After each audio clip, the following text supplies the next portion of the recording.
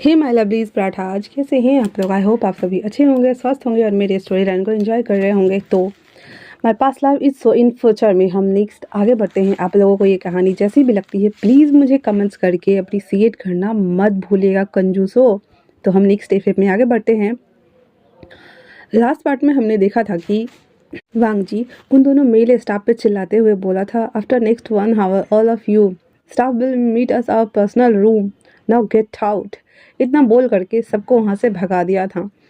इतना सुनना हुआ ही था कि वहाँ के खड़े मेल जो स्टाफ थे वो डर से कांपते हैं और 300 स्पीड से वो दोनों गायब हो गए थे। थोड़ी देर बाद वो सभी मेल स्टाफ अपना सर झुका करके वांगजी के सामने खड़े होते हैं, लेकिन वो जैसे ही अपनी आंखें उठा करके वांगजी की तरफ देखते हैं वैसे ही उनके चेहरे पर पसीने की बूंदें उभरना स्टार्ट हो चुकी थी। उसके दिल में खौफ की एक लहर दौड़ उठी थी, वो भी वांगजी के इतने डरावने चेहरों को देख करके, क्योंकि वांगजी अभी अपना विकराल रूप लिए खड़ा उन लोगों के सामने था। वांगजी एक बड़े से कैबिन में एक किंग की तरह बैठे हुए उन लोगों को अपनी चलती हुई निगाहों के साथ में देख रहा होता है और सभी को देखते हुए उसके चेहरे पर एक इविल स्माइल अपीयर होती है। उसका ऑरा इतना ज़्यादा खतरनाक लग रहा था जैसे कि साक्षात मौत के देवता उसके सामने बैठे हो। हमारे एम्बेसी बैरियर किंग दोबारा यहाँ पधार गए हैं। प्यासे को पानी न मिले ऐसे हालात खड़े थे वो सब मेल स्टाफ, और वो सभी खुद को इतना ज़्यादा कोस रहे थे कि क्यों क्यों उनसे इतनी बड़ी गलती कैसे हो गई और वो क्यों गए उसकी वाइफ को देखने के लिए। कैसे वो लोग उस अप्सरा जैसे दिखने वाले लड़कों को देखने में खो गए कि पता ही नहीं चला कि पीछे साक्षात अब्बैसी बैरियर किंग ही खड़े हैं। वहीं वांगजी एक शैतानी स्माइल के साथ में उन सबको देखते हुए कहता है, you people would you know what is your mistake, हाँ then you must have prepare yourself the punishment of the mistakes. सभी स्टाफ वांगजी की बात सुन करके अपने कांपते हुए जवान के साथ कहते हैं, सो सॉरी सर, हमसे गलती हो गई। हमें आपकी परमिशन के बिना आपके वार्ड के बाहर जाकर खड़ा नहीं होना चाहिए था। प्लीज़ हमें माफ़ कर दीजिए, आज के बाद ऐसी गलती कभी नहीं होगी। वांगजी अपनी चेयर पर बैठकर एवल स्माइल करते हुए अपने गर्दन को राउंड राउंड घुमाने लगता है और कहता है, लेकिन गलती तो तुम लोगों से हुई है, तुम लोगों ने की है ना गलती, और हर गलती की एक सज़ा होती है ताकि सामने वाला गलती से भी गलती ना करे। जैसे ही वो लोग वांगजी की ऐसी बातें सुनते हैं उन सभी के चेहरे पर एक खौफ की लहर दौड़ पड़ी थी। फिर वांगजी अपनी बातों को कंटिन्यू करते हुए कहता है, it is that fault of your eyes is not is, हाँ। ये बोल उन सभी की तरफ वो देखना लगता है। फिर आगे कंटिन्यू करते हुए कहता है, तो चलो तुम सब अब इन अपनी प्यारी आँखों को अपने हाथों से सजा दो, चलो चलो, नहीं तो मैं दे दूँगा और फिर तुम और भी ज़्यादा दर्द से तड़पोगे। इसीलिए अपनी इन प्यारी प्यारी आँखों में अपने हाथों से एसिड डालकर इन्हें बर्बाद कर लो। वांगजी की इस बात को सुन सभी स्टाफ खौफ से कांपने लगे थे, क्योंकि जो सज़ा उन लोगों को सुनाया गया था वो सज़ा उन लोगों के लिए मौत से भी बदतर सज़ा होती। ऐसी सज़ा मिलने से अच्छा था कि उन्हें मौत ही दे दिया जाए। सभी रोते हुए अपनी जगह घुटनों के बल बैठ जाते हैं और अपना सर झुकाकर दया की भीख मांगते हुए कहते हैं, हमें इतनी बड़ी सज़ा मत दीजिए, हमें हमारी गलती का एहसास है, प्लीज़ हमें हमें इस बार माफ़ कर दीजिए, पर हमें इतनी बड़ी सज़ा मत दीजिए सर, प्लीज़। उन लोगों की बात सुनकर वांगजी पागलों की तरह हंसते हुए आगे कहता, जब तुम लोगों को अपनी गलती का एहसास है तो फिर सज़ा भुगतो ना, क्योंकि तुम लोगों ने उस इंसान को देखने की हिम्मत की है जिसके ऊपर मैं सूरज की परछाई भी नहीं पड़ने देना चाहता। So start, we don't have time otherwise I will help you all. वांगजी की बात सुनकर वो सब अपना सर जल्दी से नाव में हिलाकर भागते हुए वो सभी लोग केमिकल रखने वाले स्टोर रूम के अंदर चले जाते हैं, जिसमें इतने खतरनाक केमिकल होते हैं कि इंसान उसको छू भी ले तो उनकी हड्डी गल जाए। वो सभी रोते हुए अपनी कांपते हाथों के साथ एक एक एसिड की बोतल को अपने कांपते हुए हाथों से पकड़कर अभी सब वांगजी के सामने में खड़े हो जाते हैं और उन्हें देखने लगते हैं। उसे लग रहा था कि शायद से आशा की कोई किरण उनके नज़रों में दिखे और वो दया करके हम लोगों को छोड़ दें। लेकिन वांग जी अपनी डरावनी आंखें उन लोगों की तरफ देखते हुए जोरों से चिल्लाया, गेट स्टार्टेड नाउ। जिसे देख सभी स्टाफ पूरी तरह से डर जाते हैं और बिना देरी की वो लोग जल्दी से उस केमिकल को अपनी आंखों में डाल लेते हैं। उसके साथ ही पूरे वार्ड में उन लोगों की भयानक चीख गूंजना स्टार्ट हो जाती है। उनकी आवाज़ में इतना दर्द था कि अगर कोई सुन ले तो उसकी रूह भी कांप जाए। लेकिन उन सब की आवाज़ उस वार्ड के बाहर नहीं जा रही होती है क्योंकि वो पूरा वार्ड साउंड प्रूफ था। वो सभी दर्द से चिल्लाते हुए नीचे ज़मीन पर छटपटा कर तड़प रहे थे। और वांग जी अभी इस वक्त किसी हैवान की तरह उन सबको बस ऐसे तड़पता हुआ देखकर एक इविल स्माइल करने लगता है और फिर अपने असिस्टेंट सोयांग से कहता है, इस मैस को क्लीन कर दो। और इतना बोलकर वो वहाँ से निकल आता है। अब वहीं दूसरी तरफ वार्ड के अंदर विंग को जैसे ही होश आता है वो वहाँ पर खुद को अकेला पाता है और फिर वो अपने सिलम को घूमते हुए अपने मन में कहता है, मुझे जहाँ तक याद है मैंने कार का नंबर प्लेट अच्छे से देखा था और फिर अपना एक्सीडेंट करवाया था यह सोचकर कि वांग जी मुझे हॉस्पिटल लेकर आएगा। लेकिन यहाँ पर तो कोई नहीं है। मुझे तो ऐसा लग रहा है वो बस मुझे हॉस्पिटल छोड़कर चला गया है। कहीं ऐसा तो नहीं कि वो मुझसे सच में नफ़रत करता है और मेरे मरने या जीने से कोई फ़र्क नहीं पड़ता उसे। विंग ये सभी अभी सोच ही रहा होता है और अपना अलग अलग एक्सप्रेशन बना रहा होता है फेस का और अपने फेस पर, जिससे वो और भी ज़्यादा क्यूट लग रहा होता है। विंग इस बात से बेखबर होता है कि कोई उसी रूम में बैठकर उसको अपने इंटेंस निगाहों के साथ में घूर रहा होता है। विंग अपने ख्यालों में ही होता है तभी उसके कानों में एक खतरनाक और ठंडी आवाज़ पड़ती है, कॉटन कैंडी तुम्हें होश आ गया। उस आवाज़ को सुनकर पता नहीं क्यों विंग अंदर से लेकर बाहर तक पूरा का पूरा कांप गया था। लेकिन फिर अपने चेहरे पर एकदम काम और नॉर्मल एक्सप्रेशन रखते हुए वांग जी की तरफ देखता और कहता है, आप कौन हो? वांग जी जैसे ही विंग के मुंह से इस सवाल को सुनता है उसके चेहरे के एक्सप्रेशन और भी ज़्यादा डार्क और ख़तरनाक हो जाते हैं। वो अभी ईविल लग रहा था और फिर वो अपने विंग के फेस के एकदम नज़दीक आ जाता है और कहता है, वाइफी ये कैसा सवाल है? तुम मुझे भूल कैसे सकते हो? हाँ। वांग जी का बोलने का तरीका इतना ज़्यादा खतरनाक होता है कि विंग अनजाने में ही बेड से सरकते हुए किनारे पे आ गया था और बड़ी हिम्मत करके बोलता है, मैं सच में आपको नहीं जानता हूँ, आप कौन हो? विंग की बातें सुनकर वांग जी उसे घूरने लगता है और फिर अचानक से ही उसके हाथों को पकड़कर अपने करीब खींच लाता है और उसकी आंखों में देखते हुए कहता है, ये सवाल तुम अपने उंगलियों में पहने हुए अपने वेडिंग रिंग से क्यों नहीं पूछते हो? हाँ। वांग जी की बात सुनकर विंग कंफ्यूज हो जाता है और कहता है, आप क्या कहना चाहते हो?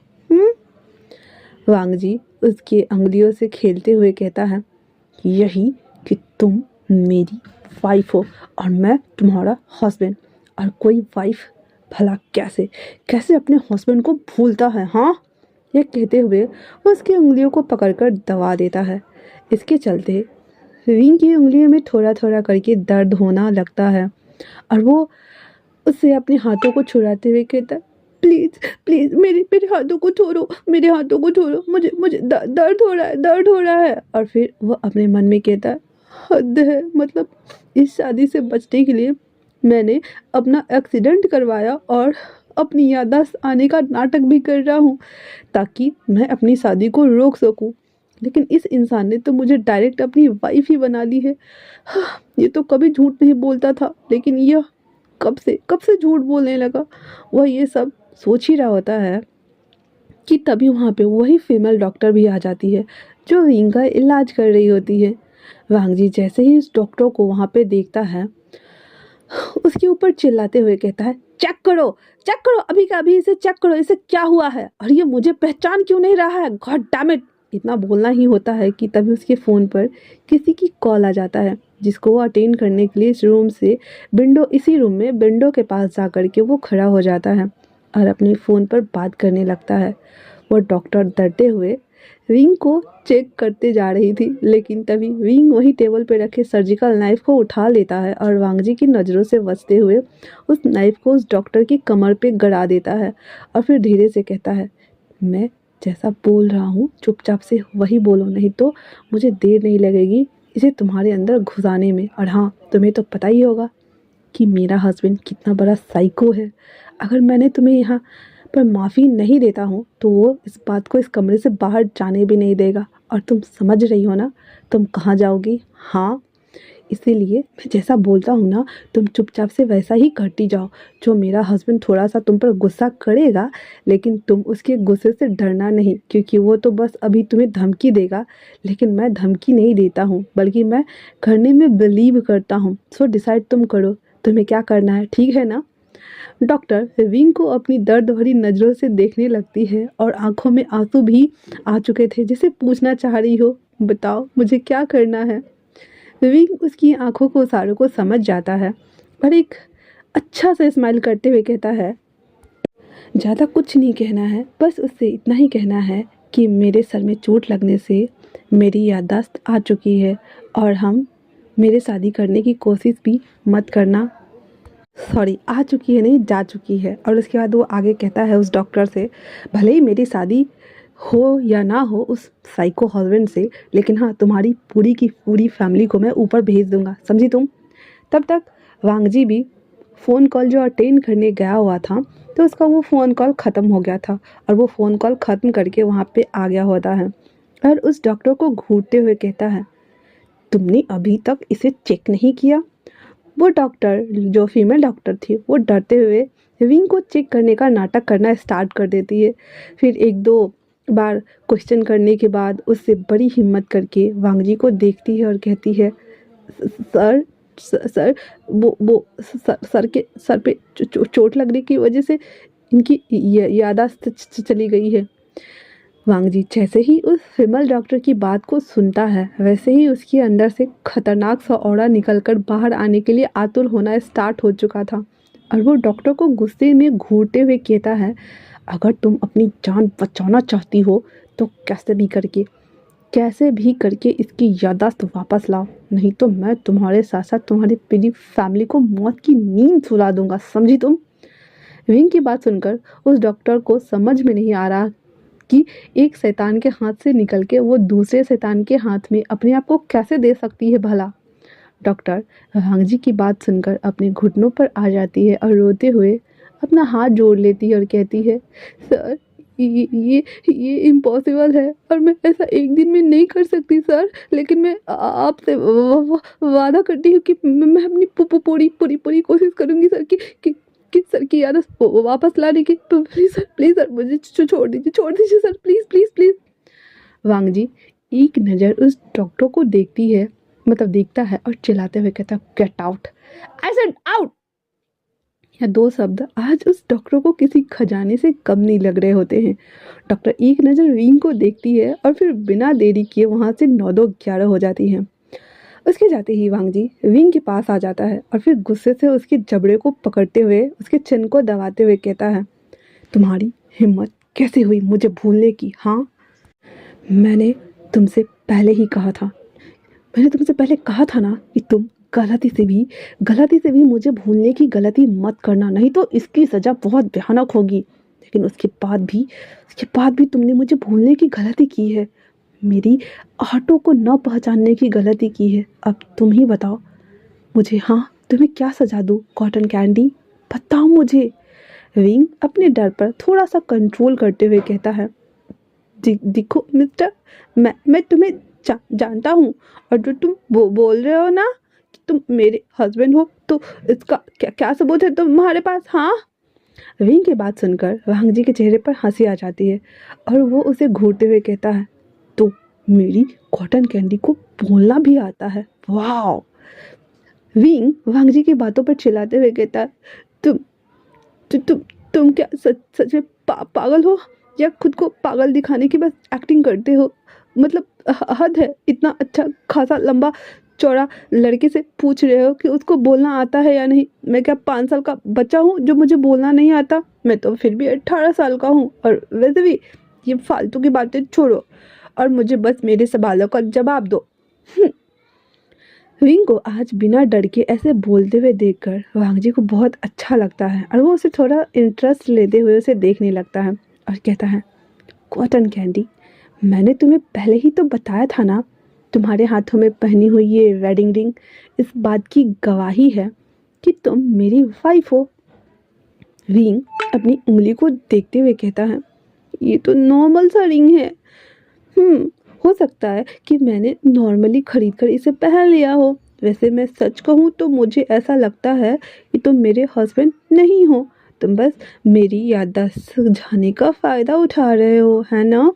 क्योंकि तुम्हारी हरकतें और तुम्हारी इन डरावनी आंखों को देखकर कोई भी लड़का या लड़की डर के मारे तुम्हारे 6 फुट की दूरी के आसपास भी भटकते नहीं होंगे। तुम तो वो होते हैं ना, अनजान आत्मा जो लोगों को बस खा खा जाते हैं। तुम तो वैसे दिखते हो, भटकती हुई आत्मा।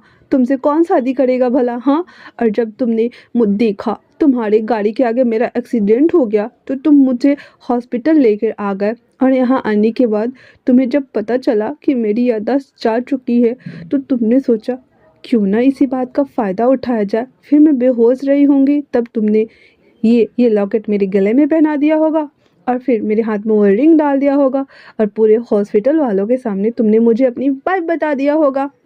तो मिस्टर, मैं तुम्हें पहले ही बता दूं, मेरी सिर्फ याददाश्त गई है, बाकी मेरा दिमाग अभी भी सही से काम कर रहा है। इसलिए मुझे बेवकूफ़ बनाना बंद करो, क्योंकि मुझे तुम जैसे अंकल में कोई इंटरेस्ट नहीं है। अगर मैं शादी करने के बारे में सोचता भी तो अपनी उम्र के किसी लड़की से या लड़का से शादी करता, ना कि तुम जैसे अंकल से। और चलो 1 मिनट के लिए मान लेता हूँ कि मैं ये हूँ, लेकिन फिर भी मुझे तुम जैसे अंकल में कोई इंटरेस्ट नहीं होगा। मैं तो अपनी ही उम्र के किसी हैंडसम से लड़के से शादी करता ना, मैं तो शादी भी नहीं करता। ऐसे ही 5 लड़के आराम से घुमाता अपने आगे पीछे। इतना खूबसूरत सा चेहरा बनाया है भगवान ने, मेरा तो इसका कुछ तो फ़ायदा उठाता ही ना मैं। वांगजी जो कि कब से उसकी बातों को इंटरेस्ट लेकर सुन रहा था, लेकिन जैसे ही वो लास्ट की लाइन सुनता है मुझे भी हंसी आ रही है। सॉरी। गुस्से से उसका चेहरा पूरा का पूरा पीला पड़ गया था। उस रूम में टेम्परेचर इतना ज़्यादा डाउन जा रहा था कि महसूस होने लगा था कि वो अब तो गया। विंग को वो घूरते हुए एक ही झटके के साथ में उसे अपनी गोद में खींचता है और कहता है, मैंने तुम्हें कुछ बोलने की छूट क्या दे दी, तुम तो कुछ ज़्यादा ही बोलने लगे। मुझे लगता है कि तुम्हें याद दिलाना पड़ेगा कि मैं कौन हूँ, कॉटन कैंडी। ये कहते हुए वांगजी के चेहरे पर एक इविल स्माइल थी और फिर आगे बढ़कर वो विंग को उसकी कमर से पकड़कर अपने करीब करता है और अपने एक हाथ से उसकी गर्दन को पकड़ करके उसे पीछे की ओर झुका देता है और फिर एकदम से झुककर उसके लिप्स को अपने लिप्स पे रख देता है और फिर उसे पैशनेटली किस करना स्टार्ट कर देता है। ये किस इतना ज़्यादा पैशनेट और हॉट था कि विंग को उसके हॉट से लिप्स अपने लिप्स के ऊपर अच्छे से फील हो रहे थे। वांगजी उसके बैक को बहुत बुरी तरीके से ग्रैब किया हुआ था, उसके सर के बालों को बहुत बुरी तरीके से जकड़े हुए था और वांगजी के टंग्स विंग के टंग्स को सक कर रहे होते हैं। विंग तो मानो अपनी सांस लेना ही भूल गया था और वो बस उससे अलग होने के लिए दिमाग में अपने मन में चैंट करते हुए कह रहा है, ये साइको सैया मेरा सच में मुझे खा जाएगा।